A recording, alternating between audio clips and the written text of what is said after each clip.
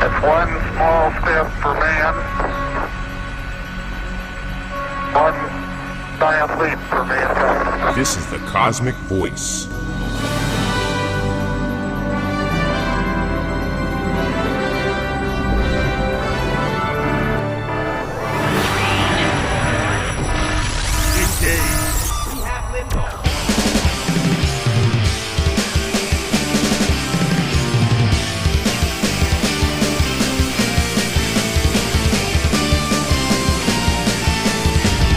Cosmic Voice. Music, talk, and nothing but business with your hosts, Chris Natalini and Mick Michaels.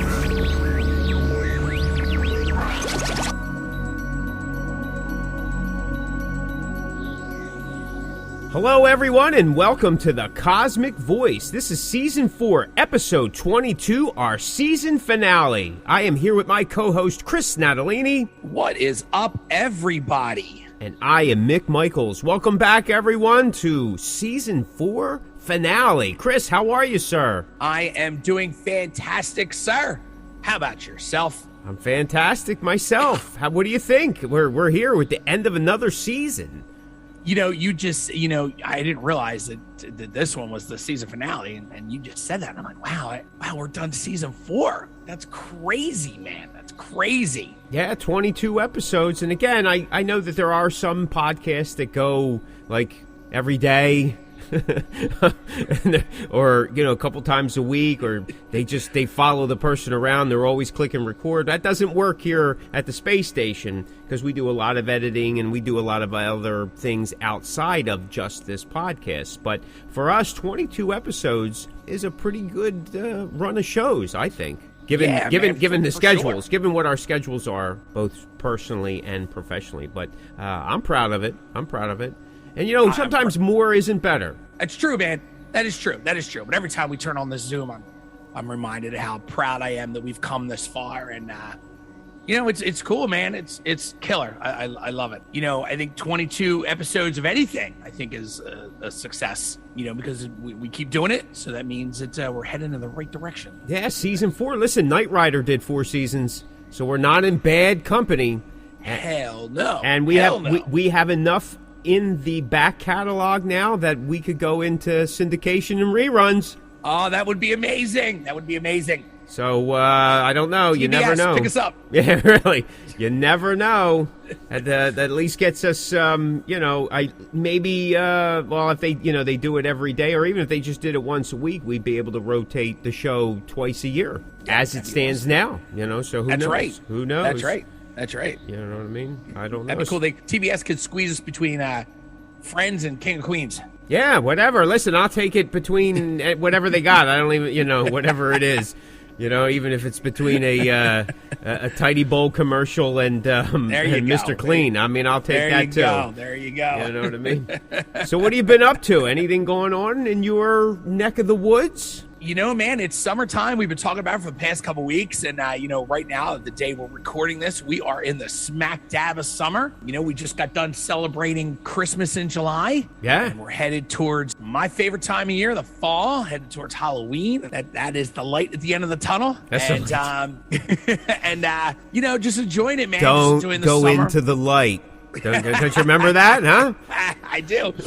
Yeah, man, it's great. I love it. We're coming out of this horrendous heat wave that I loved every minute of it because it's summer and it's supposed to be hot. And you're supposed to be sweating. And I haven't cut my grass because it literally is just dirt at this point. I actually got to cut my grass yesterday for the first time in about 3.5 weeks because, the perimeter still had some growth that was getting a little bit too much, but everything in the middle was dead. So I just kind of went around, cleaned it up the best that I could. So now it's an even patch of brown. Exactly. Yeah. Mighty fine lawn you have there, sir. Thank you. Fine lawn of dirt. And then, doing some summer concerts. I got a bunch coming up. Just did a bunch. And my wife and I are hitting just a lot of summer concerts that we normally wouldn't go to just to kind of expand our horizons, I guess. Not that we don't like the artists, but, we're just enjoying the summer, being outside a little You're bit a more. Cultured metalhead, a very cultured metalhead. I try, man. I try. I'm not one of those guys that there are bands, there are artists that I don't like, but it's not because I don't think that they're talented. Well, some aren't, but there are just some things I'm just not into. It doesn't mean that it's bad. It's just my opinion. But again, I just because I don't like them doesn't make it bad. I just saw at the time we recorded this the other night. I went and saw the Freaks on Parade tour with Powerman 5000, Static X, Mudvayne, and Rob Zombie. I'm not really a fan of Mudvayne, Static X, or Powerman 5000, but I get it. I understand that people are into them, and it just wasn't my thing. It wasn't my thing when they were popular, but I get it. It doesn't make them, it doesn't make them, no talent. Obviously, they have some kind of talent because they're out there. So everybody sounded good. The place was crowded, and that's all that really matters, man. Everybody having a good time, especially coming at, 2022. We lost 2 years of our lives, and it's good to see everybody kind of back in the swing of things. So I want to ask you that, like, not to prolong getting to the topics of the show, but so you've been to a lot of the concerts going on this summer. A lot of them, this is their, they're back out. This is the first time. Yeah. What's it like? What's the energy? What's the crowd like? Is there a lot of restrictions, precautions going on, or is it just like it was before? Are you seeing anything different, or is it like there's a refreshing feel that people are back, the bands are back?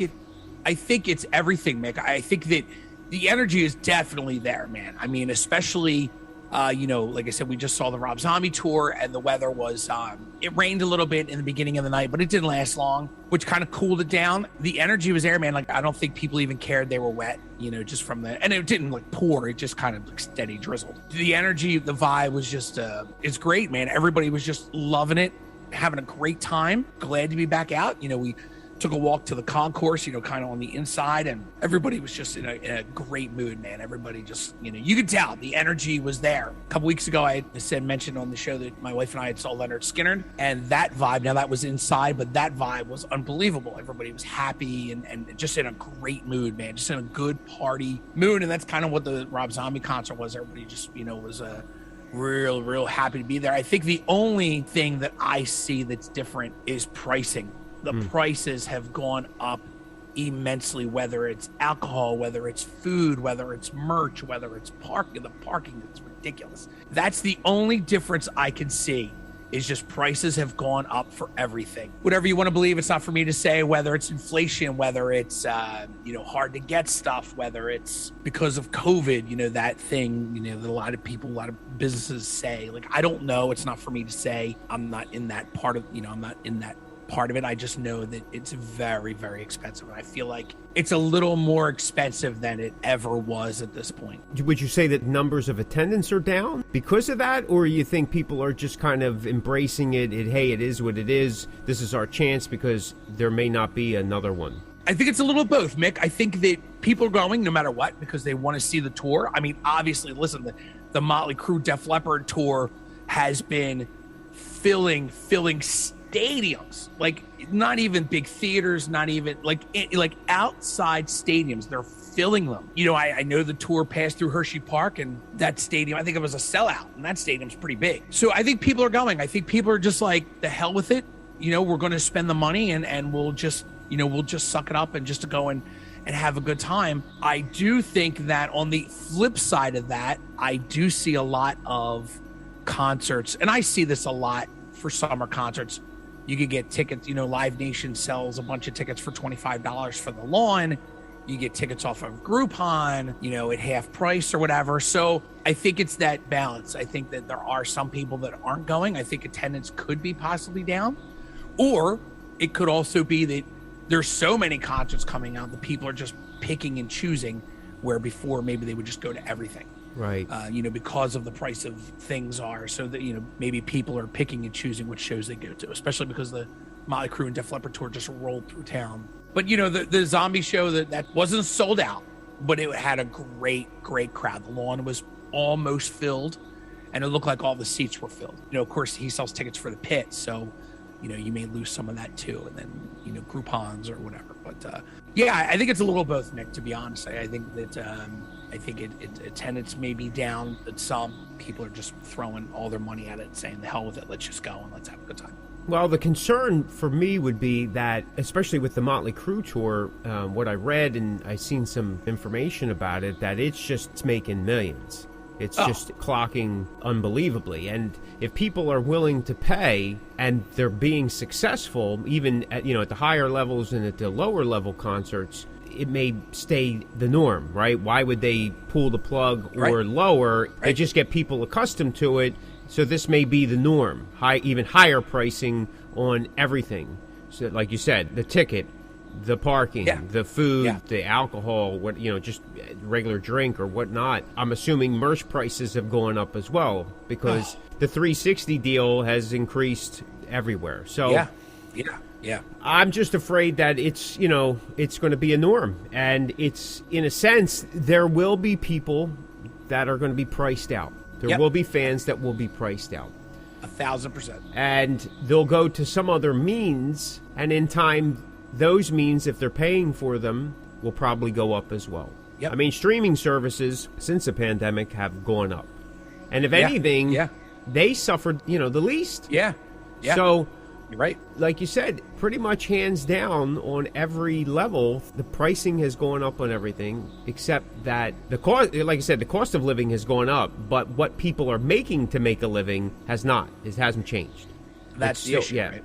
Though the flip side of that is you can go to McDonald's now and make $15 to $17 an hour.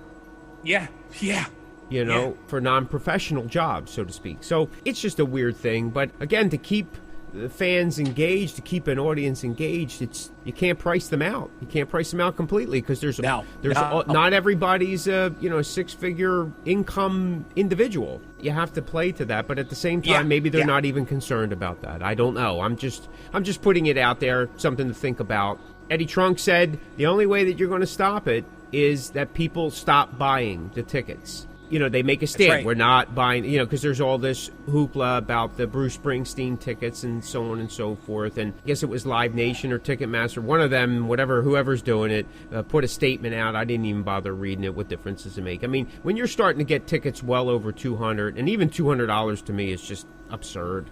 It really is. For a seat, you're not flying anywhere. It's bad enough airline and that travel is out there, just to go to your local, concert venue. It's crazy. It's just way too much. I mean, what's funny is concerts have become like what certain Broadway tickets, first-run Broadway tickets have been for a number of years, and just getting into Broadways, with the parking, and if you're going to park or you're going to take a train or, whether or not they're trying to make up for the last 2 years is one thing. I understand that, but sooner or later, you just got to chalk it up to a loss like the rest of us and, move forward. What about all those families and individuals that lost 2 years or a year and a half, a year, 6 months, whatever it was, of income? Yeah. You know what I mean? All the other small businesses that suffered along the way and that are still suffering.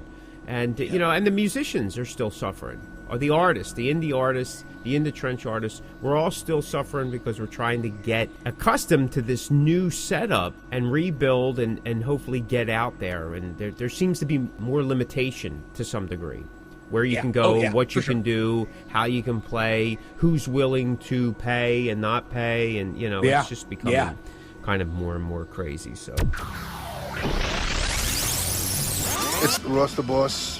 Take it down. This is Stephen Pearson from Rat, the Rat Bastard. You're listening to the Cosmick Voice. Anyway, with that, again, episode 22. This is our season finale of season 4. And tonight's topic is life outside being an artist. Is there life outside of being an artist? Can you have a life? And if so, what is it? What does that mean? What does that look like? What do you think, buddy? What's life outside being an artist? Well, I think life outside of being an artist, I think that everybody should have one, right? I mean, that it's just, because what we do as musicians or artists, it's a passion, it's a love. And sometimes to fill that passion or love, you need something else to refuel or recharge that fire. And I think that having a life, having things that you're interested in, I think is super important, because being an artist is not easy, and we sacrifice a lot and we're away a lot, whether it's at rehearsal or whether it's touring or whether it's shows. I think that you have to have that balance. I was reading an interview with Steve Souza from Exodus, the singer, and he was talking about working and being the singer of Exodus and being on tour. And he had made a comment that it's not easy because it is a job. Like for him, it is a job. That's how he makes his living. Now he does other things on the side, but that's his most of his living is being in excess. And sometimes he has to go. The reason I was reading his interview because he was talking about his mother, unfortunately, being on her deathbed and him being overseas. And he had to do the show. He was there. They were getting paid, and people count on him. And when I say people count on him, I don't even mean the fans. I mean just the people, that crew, the management team, the lawyers, like, the promoters and the band. And if, he doesn't play, then nobody gets paid, or however that normally works. I guess everybody is different. But if he doesn't play, then a lot of people don't get paid. So he had to just do what he had to do. And that was a sacrifice that sometimes you have to make. I mean, obviously, we're not on the same level as Steve, but what I'm trying to say is, you do have things outside, and sometimes they crisscross. Sometimes they eventually come head to head. You have to make a decision, and whatever that decision is, and it has to be good for you. Whether you're planning a vacation and a gig comes along, do you take that gig depending on the importance of that gig? Sometimes families and jobs are more important. So how serious are you about being a musician or being an artist? And sometimes you have to take, I do a lot of traveling. A lot of people have always said to me, like, what about work? And I go, I use vacation days. I mean, that's, what I mean? That's what it is. I get it. I still have to pay my bills. I think having passions and having a life outside of being an artist, I think is super important, because sometimes as much as I love being an artist and love doing what I do, especially as I've gotten older, I definitely make more time for myself, even if it's just having some quiet time, at home, just watching TV, or, just kind of listening to music and or reading a book, or just sitting outside on my deck and just kind of soaking up some time for myself. I think you need that. You need those passions, those hobbies. I'm a big, horror toy collector, so that's a hobby of mine, and it just keeps you motivated, man. Like life is short, and if anything, the past 2 years have taught us that it could stop at any moment, and especially if you lose family members or friends, and that really should shake things up and make you go, wow, life's too short. I need to do what I need to do to be happy. At the end of the day, I always say, whatever makes you happy. I mean, that is the key. So if, obviously we all love playing music, or we wouldn't be doing this, and we have that passion for it. But having a life outside of it is super, super important. Something that levels you, something that keeps you humble. You and I always joke around off the air. We go on these tours, we do these great shows in front of all these people, then we come home and we have to take trash out and clean the litter box. So you always need something that keeps you humble, to remind you of who you really are, that you're just a person who lives and works and makes money and provides for a family and provides for your loved ones or whatever. And I think it's super important, man. I think having other passions outside of, or having a life outside of your passion of music and being an artist is super important, because it does give you that balance. Oh, absolutely. I think the balance is important, because, like, as you said, with any endeavor, whatever the path is, or your vocation or anything like that, there's always sacrifices, right?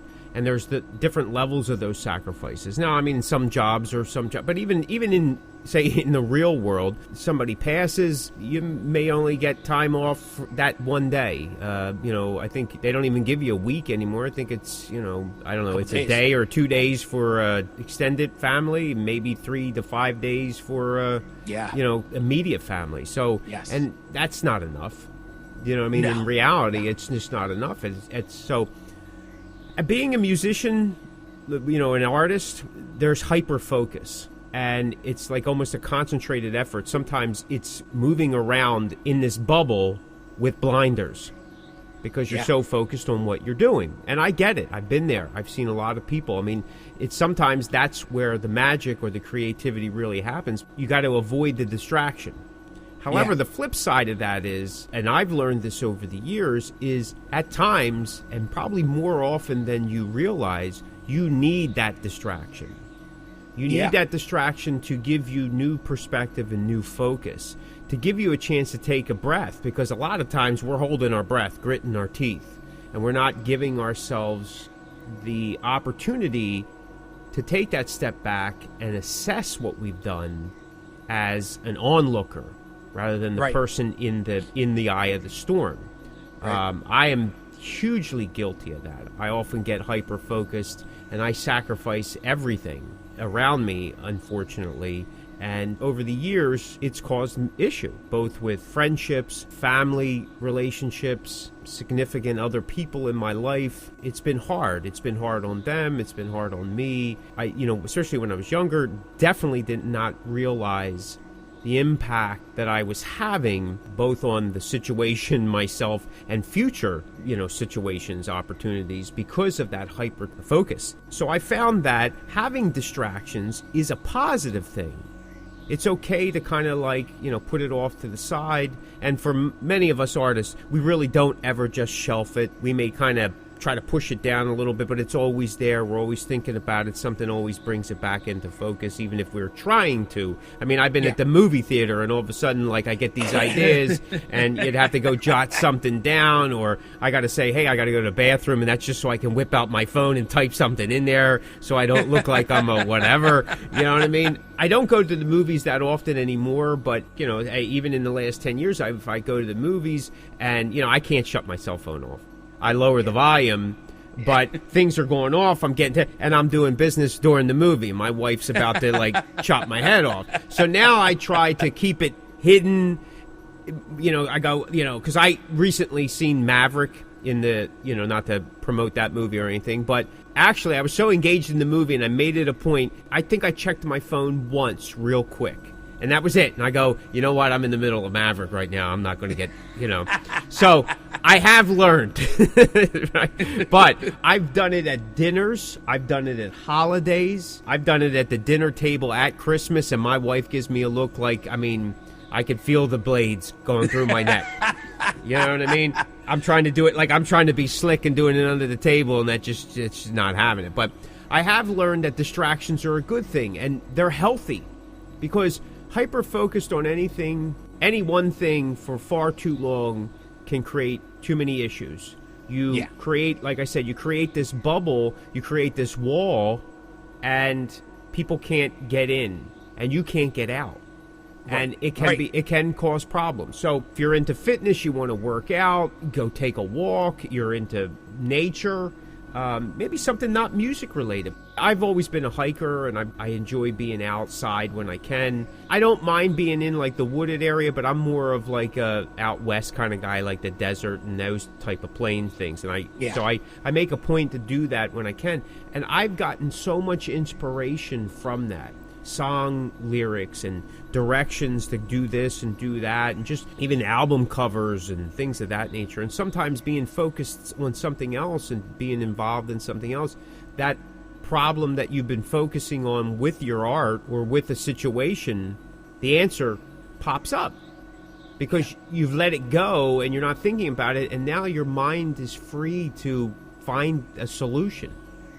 By what's around it. But when you're so fixed on it, you get lost, and all you do is you replay the same thing over and over and over again. And sometimes when you're in the studio, and I do some engineering, when a song's just oh my God, this is not coming where it should be, you got to get up and you got to leave it. And sometimes I don't touch it for a few days. I do know that when we're in the studio and we record, with the band and the music, with the vocals and all, I won't go back to those songs until 2-3 days, sometimes even a week after those recording sessions, because I need to clear my palate. Not just to be able to get some hearing back, but at the same time, I need to let it go and forget everything that we did, so that I can kind of be surprised again. You know what I mean? But listen, you got to get involved in other things. And you should have other aspirations. There's nothing wrong with saying, we're human. Well, somebody once told me it's okay that you changed or that you decided you didn't want to do that anymore. And that's not a bad thing. I always thought it was an idea, to the bitter end. I'm not going to quit. Even though I hate it, I'm going to keep doing it because that's what I said I was going to do. But if you think logically, people change jobs. Right? More so now in this era, this culture, than years ago. Years ago, it was you get a job, you stay there for 30, 40 years, you get that pension. Well, that doesn't exist. First of all, those jobs don't exist anymore. Pensions don't exist anymore. Right? It's so you can create your own 401k, your own retirement, anywhere you're at. So it's more your responsibility, less of the company's. Job changing, job hopping is natural now.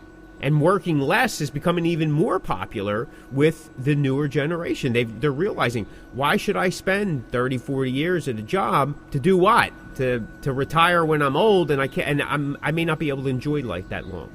So their aspirations are different, and they're finding inspiration in other things, and there's more of an open palette of things. Hey, let's do this, let's try that. Now, I'm not a firm believer in the fly-by-night idea, like a jack of all trades and a master of none type of thing. There's nothing wrong with sampling some stuff, but I did this for 3 months, and then I did this for 3 months, and you wear that like a badge of honor. Really, 3 months isn't enough to really understand what it is that you're doing or getting, Right. But experiencing life as it happens, well, that's something that I think artists need to do, especially if you want to enhance what you're currently doing.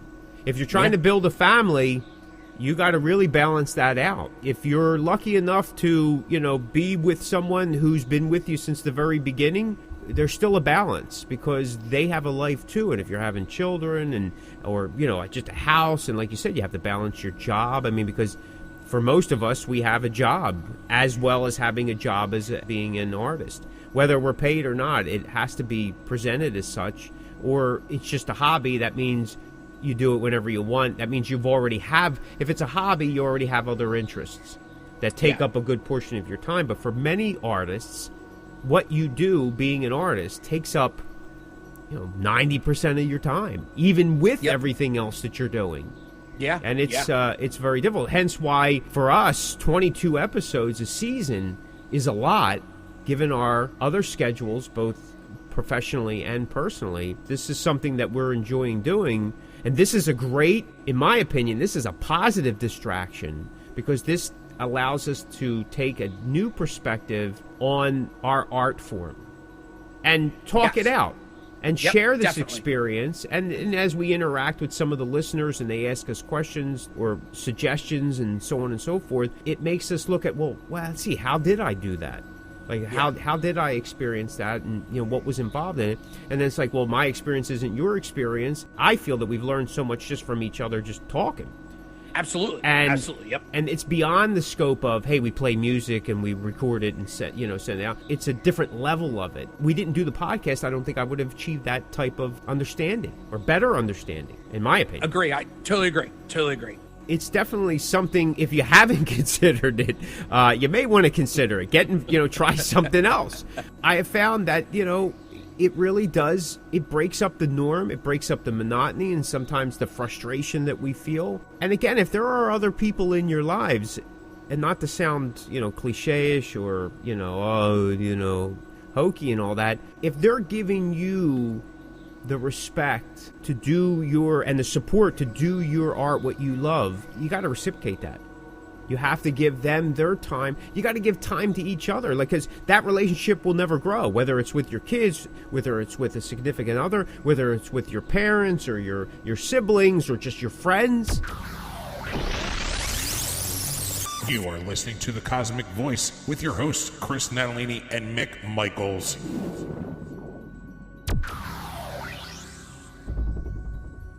I've been in different situations where people have just gotten into something and they're basically not friends anymore. Yeah. Or because things are so different, or because they believe things to be so different, there's no connection anymore. And I know oftentimes with metal guys, at least, maybe this isn't so much maybe it is, because the stigma with like metal people is we're all partiers, we're all idiots, and we're all on drugs. We're angry people, we're going to beat you up. Well, that definitely isn't the case. Though, there seems to be more angry metal guys than there were when I remember. I don't know if that's really true or not, but if you look at all the stereotypes, like in Metal Lords and in Stranger Things Part 4 or whatever it's called, they constantly always paint metalheads as arrogant, ignorant, brazen partiers, or they're it's this, that, and the other thing. And I actually am tired of that routine, because that's really not how many of us are. No. You know what I mean? Like, we're not dweebs and weaklings, and there's a lot of intelligent people and well-educated people and well-built people, and they're into fitness, and they're creative with their hands, and it's not just the music. There's so many other things, and I mean, it's like that with anything, but it's that stereotype, right, that everybody paints to whatever they feel works. And I guess it does work because it's drawing people to watch Metal Lords, and I'm just some things off of Netflix this summer, and Stranger Things, and so on and so forth. And I guess it's helped Metallica's catalog out this summer, so I guess I'm not, I guess maybe I don't know what the hell I'm talking about. Somebody knows, right? Not me. That's my opinion. That's from experience, being in my 50s, learning that there is more to life than just what you're doing. And if you get to experience that, and actually experience it with other people, it's even more exciting. Like sometimes helping other people with their dream, and their dream may be nothing like yours. And it may not even be music related. It could be writing a book. It could be drawing pictures. It could be getting into shape. It could be not using the F word every other, I'm still working on that in my personal life. In my professional life here, I avoid it altogether because I don't want to get that little Spotify censor. But it's a struggle. It is a struggle. There's something noble about that, and it teaches you something about not only the other people, but yourself as well. I mean, it's character building. I don't know. I know, again, I sound like an old guy teaching his kids. You got to be good people. Good people.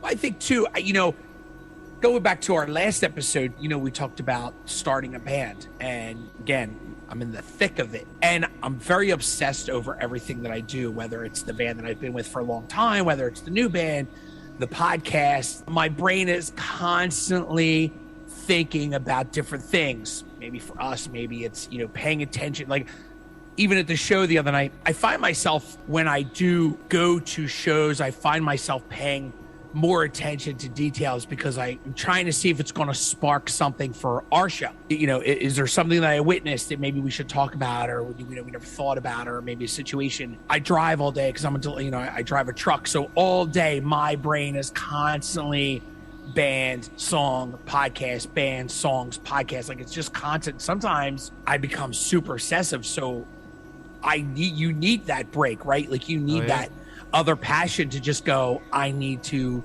like you said, going to the movies. I know when I go to the movies or when I'm sitting down watching a movie, my phone is nowhere near me. I put it off to the side, although I do keep it on vibrate. So if a message comes through, then I know that, I need to check it real quick. And my phone is always there because I do have, I do take care of my mom and stuff like that. So, I always just I do always have my phone, but I make sure that if I'm doing something, whether it's my wife and I are on the beach or whether I'm reading a book, or I'm just super focused on whatever task I am doing at that moment. Even if it's just cutting the grass, just throwing some headphones on, putting on some songs and just kind of going, and there's nothing else in that moment. And it takes you away, it takes me away from all that because like you had said, just obsessing and being in your mind, sometimes it's not always the best place. And as I get older, I start to realize that because I can become obsessed over it. And where it's just constant. That's just what I'm thinking of. And you need to walk away from that. You need that break. Just like your day job, you work your 40, 50, 60 plus hours on your day job and you go home or you go on vacation. That is the time to take away from your work time. And that's important too. So it's kind of like the same thing, really. If you're at work and you're thinking about work, and when you clock out, then, it's your personal time, and that's when you walk away from that. So you're not thinking about work, hopefully. I think it's super important, man. You have to. You really, really, really have to. And you and I are both lucky that we have partners that accept what we do and understand that, there is time away, there is sacrifice, there is things we have to do. But as adults, you and I make time to fulfill what they need. In terms of, date nights or, whatever the case may be, just sitting on the couch and just being together and just talking. And it's definitely a balance that it takes a while to learn. And I still learn. I still make mistakes. I mean, we're human, but I think it's important. And once you realize that, then it can be easy. You just have to do it. You just have to make that time. If you make it part of your norm, then it is, because you can make shutting the world off part of your norm. That's what you do, and it's easy. Oh yeah, and it becomes easy. Sure, yep. So if you just take that step, it becomes what you do. It's easy, and like you said, you have to reciprocate. You have to give back to the people that support you, and that could be just simply time, attention. Yeah. a little acknowledgement, whatever the case may be, because if you think about it, that's exactly what, as artists, we're expecting from the audience. We're working hard to get that. But there's people just in real life that know you that deserve the same thing. Some cases, I mean, we deserve that as well. I don't think there's anything wrong with having a life outside of your passion. I've seen this in different walks of life. Like, life is whatever that is, right? Life is music. Yep. Life is whatever. Life is good. I mean, so it depends on what's good. That balance is definitely key. It's no different than you're balancing out your live set with the songs that are going to captivate the audience. Right. You don't outweigh it with a bunch of boring songs, which I've seen bands do, and maybe that's all they do. You know what I mean? That's a skill in itself, developing, and we talked about this before, developing that set, that balanced set. Yeah. Right? So it's a skill that you got to work on, and you work on by experimenting, trying things out, putting it into play, not just talking about it. And it's the same thing, allowing yourself time. And that comes down to it. You have to give yourself, in the new age, they say, give yourself permission. Hey, listen, I'm allowed to do this. I put my time in. I can do it, right? Yep. You expect that, like you had just brought up about working 40, 50, 60, 1,000 hours a week. You expect to have that vacation time. You tell me I'm going to work all day. Again, in many jobs, you get those 2 15-minute breaks and your half-hour to hour lunch, depending on how you have that worked out. And some people are allotted vacations, and people take them. Hey, this is my time. I put my time in for this. Now I'm taking my time, right? There's an expectation with that. Why can't we have those expectations with ourselves? Right. And allow ourselves to do it. Give ourselves permission. There should be an expectation. Hey, I get to do all this, and then I get to have a break. I get to go out, grab a bite to eat, hang with some friends. Like you said, go to the beach, go to a concert, where I don't have to focus on what it is that I've been focusing on nonstop. Give yourself that opportunity. And like you were talking about, sometimes it opens up your eyes, ears, everything else, your mind, your heart, to different aspects of things that you may have turned a blind eye to. Like going to a concert was just a certain level experience. But now going to a concert is, hey, this could be a topic for a show. Hey, this could be something for, and oh, look how they're doing this. Look how they're doing that. Hey, that's an interesting business tactic that you become aware of that you may have not have noticed before. Hey, look how they're putting that merch out. You know what I mean? Oh, look at the packages they're putting. Whatever. I'm just kind of shooting from the hip here, but that's the idea. You go to an interesting restaurant, which is common for people in restaurants, in restaurant work. They'll go quite often to other restaurants to experience what they're doing. What that restaurant's doing. Yep. Oh, I like how they're doing. Oh, look how they present that. Oh, I don't like that. Yep. Oh, look at. They could be hypercritical. Now, that's a whole other thing you may have to deal with. You could be hypercritical, but at the same time, their awareness changes. Their perspective of what they're seeing and how they're seeing it. Right. Again, if they're just judgmental, well, there's people. That's terrible. If your follow up is, I can always do better than that. Well, that may be true. But then that also puts the blinders on as well. It shuts the wall down. You're not there necessarily to be judgmental. You're there to experience, and take part of that experience, good, bad, and different, and add it to what you do, what you know, and that then shapes how you move forward. And that's my opinion. But, listen, I'm still a work in progress. Probably one of the worst things for me was the phone. And I held off years getting a phone. Then I held off years to getting text. I was literally forced to get text after my data started going out the roof. I'm going, all right, I guess I got to pay for this now. And if I'm paying for it, I'm going to use it. For years, I would never use the internet on the phone. And I would never get apps either because they're not going to track me. They're not going to find me and all that kind of stuff. Now it's like, hey, whatever. I'm right here, man. This is where I'm at. I got to get stuff done. So, hello, my flag goes up. The app needs to access. Yeah, okay, sure. Okay. Before it was like, nope. I held tight, but not anymore. So whatever. I sometimes panic. Oh my God, I forgot my phone. Now I got to make a trip back to get the phone because somebody may contact me. I need to get back to them in a certain amount, all that kind of, and that's something I'm still working on. And I come from a generation where you'd be gone for 15 hours in a day You wouldn't see your family. You know, you're somewhere on the other side of town. God knows what you're getting into. There was no way to talk to anybody. You never had any money in your pocket, and I could never figure out how to make a collect call. So I was in trouble no matter what. Now it's like I can't even walk out to my mailbox without carrying my cell phone, because within that 35 seconds, I may miss something important. That's right. So I guess I'm in trouble. I'm really in trouble. I need another focus. So anyway, what else, bud? You got anything else you want to add here? No, man. Nope. That's it, brother. I think bottom line, you need other things to occupy your time. And I'm a firm believer in when you have those other things that it will only strengthen the passion that you have. I absolutely agree. Listen, any final words you want to add? This is the end of season 4. Anything you want to add? Anything you want to say? I want to say thank you, everyone, for listening, for always tuning in, and for supporting the show. Please keep your questions coming. And thank you. Thank you for the great past 4 seasons, and looking forward to season 5. And hopefully I will be interviewing the Easter Bunny in season 5. You never know. You never know. Not sure how we pull that off with the teeth and all, but you know we can always listen. We interview Santa, so I'm sure he knows people. Well, we caught him down the shore, so we got lucky. I'm not sure what the Easter Bunny does in the winter.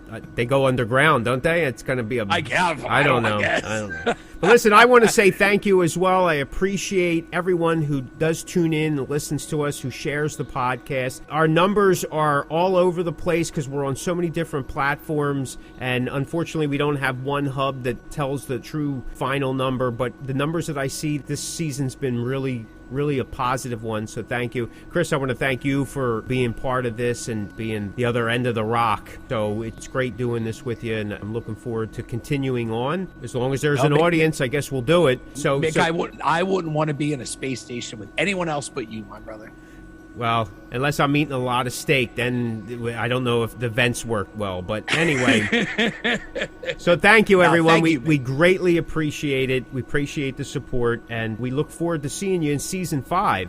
If you like that, check out some of our other episodes at www.thecosmicvoice.com. Step into the Cosmic Verse and fill that void. Thanks so much for listening. This is the Cosmic Voice. Be sure to check us out at thecosmicvoice.com. Like and follow us on Facebook at The Cosmic Voice.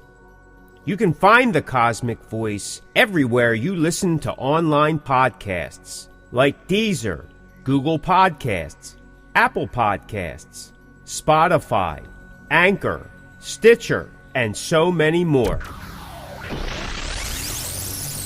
Okay, folks, that will do it for another episode of The Cosmic Voice. Mick and I would like to say thank you very much for tuning in, and we will see you next week. You're listening to The Cosmic Voice. Music, talk, and nothing but business.